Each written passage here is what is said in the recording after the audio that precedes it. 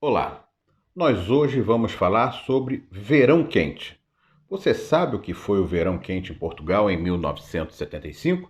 Mas antes, eu faço aquele tradicional pedido: vá no nosso canal, Como Enfrentar a Direita no Brasil, clique, se inscreva e receba sempre as notificações de novos vídeos na semana.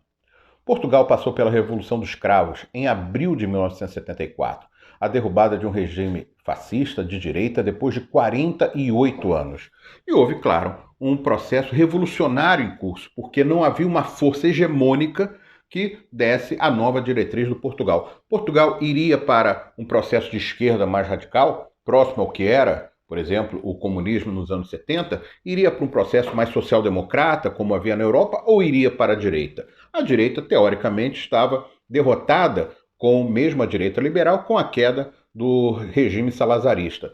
Em 1975, um ano depois, entrou um processo que foi chamado de PREC, Processo Revolucionário em Curso, e foi chamado Verão Quente. Esse verão de 1975, no hemisfério norte, que vai ali do final de junho até setembro, foi um processo de efervescência política muito forte, que só terminou em 25 de novembro de 75, quando um grupo moderado das Forças Armadas terminou tomando definitivamente o poder, e depois Portugal passou para o processo constituinte de eleições e se transformou nesse país quase de social-democracia europeia que existe até hoje.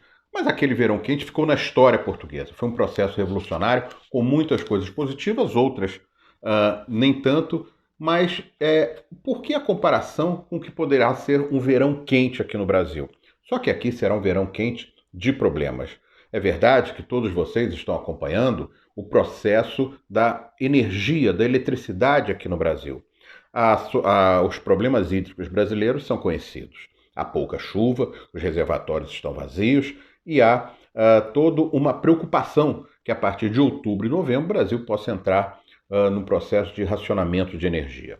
Acontece que o problema não é só a falta de chuva. A falta de chuva é grave, muito grave. Acontece que o Brasil, nos últimos anos, primeiro, não fez mais o planejamento que vinha fazendo. Vale lembrar que entre 2004, 2005 e 2015, o Brasil fez, por exemplo, as hidrelétricas de Jirau, Santo Antônio, Belo Monte. Pode ter toda uma discussão até de meio ambiente, mas fez. Havia a retomada da usina nuclear de Angra 3 para finalmente ser terminada. Havia e houve o processo da energia eólica, principalmente no Nordeste, que é um sucesso. Tudo isso, a partir de 2016, a partir do golpe de 2016, tudo isso foi interrompido. A Lava Jato foi interrompendo a indústria. O processo, por exemplo, de interrupção do final da usina nuclear de Angra 3. As grandes obras paradas e o planejamento energético foi colocado em segundo plano. Num processo que é um processo que há mais de 10 anos não chove como chovia, por exemplo, na região sudeste do Brasil, que é a grande caixa d'água, a grande cisterna do sistema hidrelétrico brasileiro. Há mais de 10 anos que os reservatórios do Sudeste, Sudeste e Centro-Oeste, não chegam àqueles níveis de 80%, 90% de água armazenada. Quando muito, termina o processo chuvoso do verão na faixa de 55, 60, 60 e poucos por cento, e isso vai caindo ao longo do segundo semestre, até que venha o novo período chuvoso. Portanto, o Brasil já deveria saber, e os técnicos competentes sabem, que há um processo de mudança climática que tem reduzido a chuva no Sudeste e no Centro-Oeste. Além disso, desde o governo Temer, mas principalmente no governo Bolsonaro, há um incentivo ao desmatamento de toda a região amazônica. Já foi desmatado o Cerrado, está se desmatando a Amazônia, são queimadas, tudo isso que faz com que aquele corredor de chuva que vem da Amazônia diminua em relação ao Sudeste e ao Centro-Oeste. Muito bem, além disso, o governo Bolsonaro cortou o horário de verão, sob a alegação que a economia era pouca, mas era ainda alguma economia. E mais, os órgãos reguladores do sistema hidrelétrico brasileiro demoraram a começar a economia de energia. Apostaram que a chuva viria. Já poderiam ter sido acionadas termoelétricas e outras soluções antes, e as chuvas não vieram. Então, portanto, nós temos quase que a tempestade perfeita em relação ao sistema de energia. E mais, Tudo isso deveria ter sido pensado porque o Brasil vem de um ano, que foi o ano, principalmente 2020, o ano do início da pandemia, em que houve queda no consumo de energia. A indústria caiu, o comércio caiu, e era natural que a partir deste ano, mesmo não estando no auge, a recuperação do consumo de energia fosse acontecer. Portanto, nós temos um problema muito sério. Além disso, há um problema de fundo.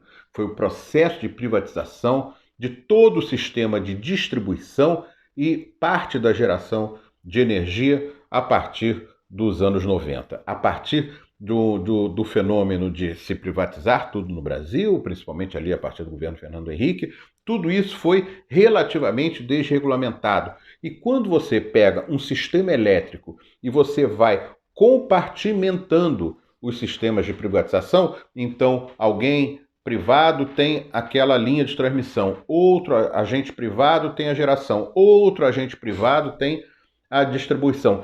Tudo isso vai onerando a cadeia de energia aqui no Brasil, porque todos querem tirar o máximo possível daquele investimento, ou muitas vezes não do investimento, mas de um processo de privatização em que essas empresas, quase sempre multinacionais, há multinacionais europeias, americanas e chinesas, pegaram já a boa parte do sistema montado. Algumas realmente fizeram linhas de distribuição, mas outras pegaram as distribuidoras que já estavam ali montadas, como a Light, como outras. Muito bem.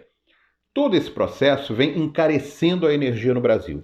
Isso atinge diretamente a competitividade dos produtos brasileiros, da indústria, do comércio e também sacrifica você que tem o consumo residencial.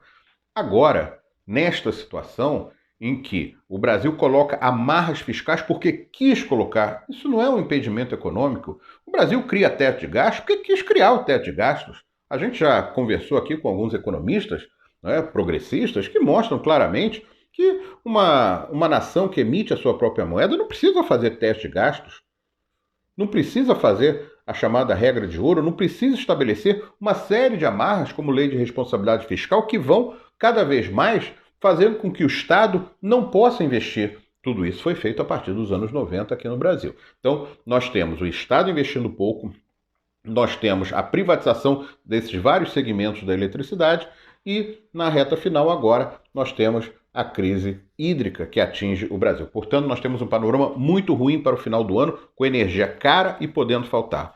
Mas, combinado com isso, tem todo o processo de opção econômica que o governo fez, de combustível caro, de desmontar a Petrobras, de fazer com que os acionistas estrangeiros da Petrobras tenham uma lucratividade altíssima, como vem tendo, com o brasileiro pagando aí, em média, R$ 7,00 pelo litro do combustível. Tudo isso atinge também a produtividade da economia brasileira. Além disso, você tem no nosso sistema a situação do gás. O gás também tem aumentado. O gás é importante na indústria brasileira. Essa combinação é uma combinação explosiva, porque, além disso, ela combina com os alimentos em alta. O Brasil, um país que exporta o que exporta de alimentos, tem o preço que tem tido nos últimos tempos. E por quê? Porque, primeiro, pouco investimento de 2016 para cá na chamada agricultura familiar, na agricultura que faz com que efetivamente a comida chegue ao prato brasileiro. Segundo, nenhuma intervenção do governo em relação ao agronegócio. Não se exige, por exemplo, o pagamento de um imposto para exportação, como tem feito, por exemplo, a Argentina, para que minimamente parte da produção fique aqui, ou que se estabeleça uma cota mínima. Os governos, ao longo dos últimos anos, foram diminuindo e acabando com os estoques reguladores. É função do governo regular o estoque regulador, regular o estoque necessário para que não haja essas subidas que tornam inviável a alimentação da população. Isso existe em vários países do mundo, que você tem em determinados produtos um estoque regulador. Os armazéns da Conab foram sendo privatizados, outros foram sendo abandonados e o governo não tem mais estoque regulador. Então, veja bem que verão nós vamos ter energia muito cara, energia elétrica muito cara, podendo inclusive ter racionamento, combustível em alta, gás em alta, alimentação em alta e os salários em baixa. Desde a reforma trabalhista, Desde a implantação de um sistema econômico recessivo aqui no Brasil, nós temos a diminuição média da renda do trabalhador. Isso também significa redução da renda média até de setores médios que, por exemplo, vivem dos aluguéis. Então, você tem a renda do trabalho, a renda das pessoas de classe média e da classe trabalhadora diminuindo, e tudo isso em alta. Numa crise de desgoverno absoluta, porque não há planejamento de longo prazo, o governo abriu mão dessa estratégia fundamental que é planejar a economia, o crescimento e o que fazer para daqui a 5 ou 10 anos. O Brasil abriu mão disso.